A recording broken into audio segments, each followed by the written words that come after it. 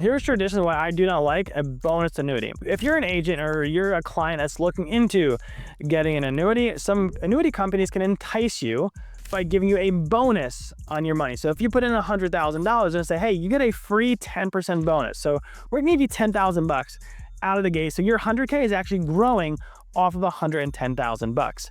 But the problem with this is that there's no free lunch. Nothing is ever free. The free 10% comes at a cost later on. So annuities draw interest with what's called a cap rate. So if your money's linked up to the S&P 500, how high can our money grow? So with a bonus annuity, yes, you get that 10% up front, but now let's say your cap rate is 7%. So if the S&P went up 10%, you get 7. If we use the non-bonus option, so just 100K going into the annuity, instead of a 7% cap, maybe now your cap is 10%. And these are just arbitrary numbers. By taking the bonus annuity, instead of getting a 10% growth in the interest, you're getting a 7. That's actually a 30% cut.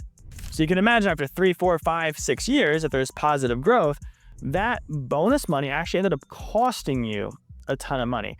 And don't get me wrong, there are some scenarios where a bonus annuity could be a good fit, but for 90% of the times, I like to stay with an unbonused option that gives the client more room for growth every single year. If you're an agent or a potential client just trying to learn more about how all of annuities work and what's good, what's bad for each scenario, just give us a shout.